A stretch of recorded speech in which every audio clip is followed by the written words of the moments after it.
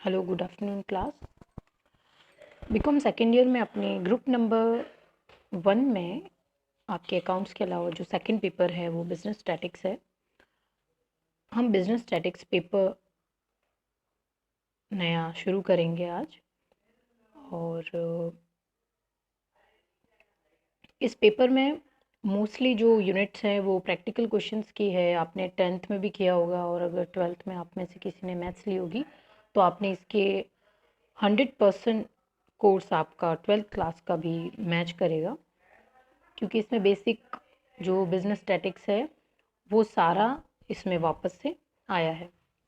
Business statics में जो practical questions हैं, एग्ज़ाम में चॉइस तो थ्योरी प्रैक्टिकल दोनों में रहती है, लेकिन हम इस यूनिट में प्रैक्टिकल क्वेश्चन करना शुरू करेंगे।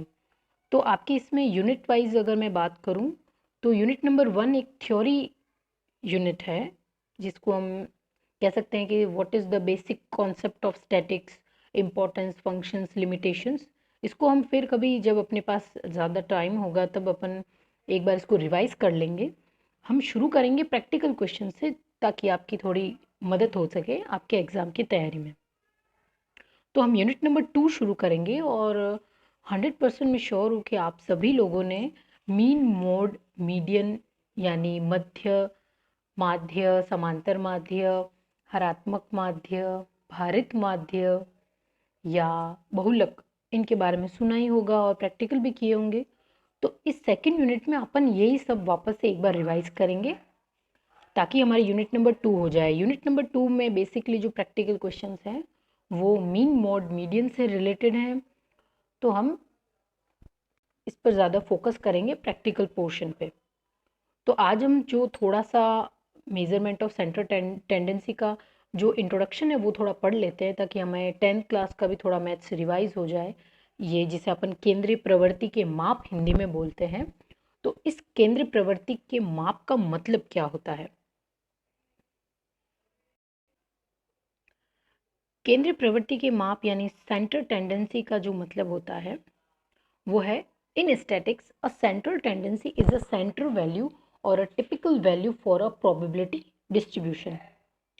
वह मूल्य जो वितरण के मध्य या केंद्र में स्थित होता है उसे हम केंद्रीय प्रवृत्ति का माप कहते हैं। और it is occasionally called an average और just the centre of the distribution.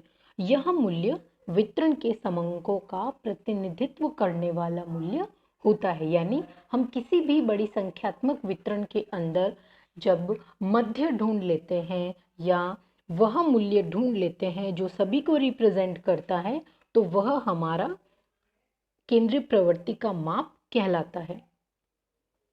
The most common measure of central tendencies are the arithmetic mean, the median and the mode.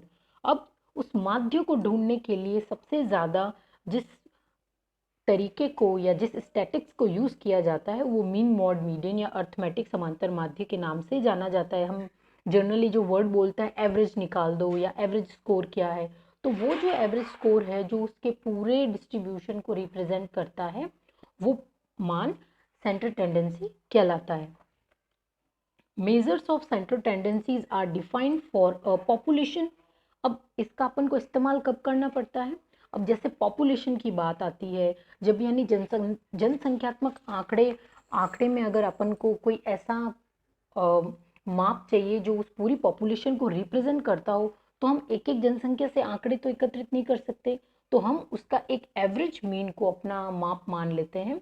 तो पॉपुलेशन के लिए भी हम उसमें से क्या करेंगे, एक सैंपल को लेंगे। जैसे हम अगर समझ लीजिए मार्केट जाते हैं और हमने गेहूं खरीदना है, तो अब गेहूं का एक एक दाना चेक कर सकते हैं क्या?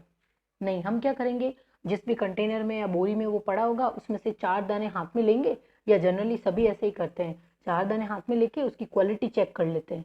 तो हम क्या सोचते हैं कि ये जो पूरी पॉपुलेशन यानी वो जो पूरे गेहूं के दाने हैं उनमें से इन इन चारों को मैं अगर लेती हूँ तो मुझे उन चारों के गुण और दोष का पता चल जाता है। तो उसी तरह से सेंट्रल टेंडेंसी में भी जितना डिस्ट्रीब्यूशन किया हुआ होता है, चाहे वो आंकड़ों का हो या जुड़े हुए अंकों का हो, तो इस डिस्ट्रीब्यूशन को रिप्रेजेंट करने वाला जो मध्य मान आता है उसे हम केंद्रीय प्रवृत्ति का माप मान लेते हैं।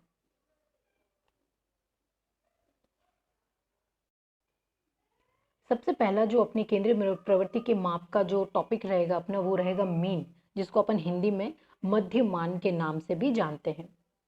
The mean of a set of values or measurements is the sum of all the measurements divided by the number of measurements in the set। मतलब मध्यमान वह सांख्यिकी मूल्य होता है जिसका परिकलन वितरण में दिए गए सभी समंकों का योग करके समंकों की संख्या से भाग दिया जाता है। समझ गए? जिसे हम बहुत आम शब्दों में कहते हैं राशियों का योगफल बट्टा राशियों की संख्या। हमने ये किया होगा जनरली मैथ्स के बहुत बेसिक, जब अपन ने औसत निकाला होगा तो क्या करते हैं कि सारे समंकों का योग कर लेते हैं और समंकों की जितनी संख्या होती है उससे भाग लगाते हैं, तो जो अंक हमको प्राप्त होता है वो उस पूरे वितरण का मध्यमान माना जाता है। The mean is the most popular and widely use. सबसे मोस्ट पॉपुलर यानी कि जो केंद्रीय प्रवृत्ति के माप का जो सबसे अधिकतम इस्तेमाल किया जाने वाला सेंट्रल टेंडेंसी ऑफ मेजरमेंट है वो मीन ही होता है, जिसको जनरली यूज किया ही जाता है। अब देखिए, सबसे पहले हम ये समझ लेते हैं कि मीन को अपन कौन से लेटर से रिप्रेजेंट करेंगे। हम इसे प्रेजेंट करेंगे एक्स से, ठीक है। एक्स को अपन मीन मानेंगे, तो एक्स यानी कि सिंपल मीन क्या होता है, sum of all the values of the sample divided by number of values in the sample, ठीक है। जैसे अगर हम 4 + 5 + 6 कर रहे हैं तो हम 4 + 5 + 6 और बट्टा क्या करेंगे, कितनी संख्या है दोनों, 4, 1, 2 और 3, तो बट्टा 3 करेंगे। तो वो हो गया हमारा सिंपल मीन निकालने का एक फॉर्मूला। देखिए, मीन को जनरली अर्थमेटिक मीन के नाम से भी जाना जाता है, तो हम ये समझ लेते हैं कि अर्थमेटिक मीन, इसे हम देखो अलग अलग जो बुक्स हैं उसमें थोड़ा सा आपको लगेगा कि कभी तो एफ बोलते हैं, कभी एक्स बोलते हैं, कभी एम बोलते हैं। तो आप एक एक पर्टिकुलर, आप जिस भी बुक को रेफर करते हैं उस बुक को ध्यान में रखते हुए आप ये ध्यान रखना कि अगर अपन अर्थमेटिक मीन से वो क्वेश्चन सॉल्व करेंगे तो जब अपन अर्थमेटिक मीन से इसे करेंगे तो उसको रिप्रेजेंट करेगा एक्स बार। अगर हम उस टॉपिक को हम अर्थमेटिक मीन नाम से सॉल्व करेंगे तो हम उसको रिप्रेजेंट करने के लिए जिस अल्फ़ाबेट का इस्तेमाल करेंगे वो होगा एक्स बार, ठीक है।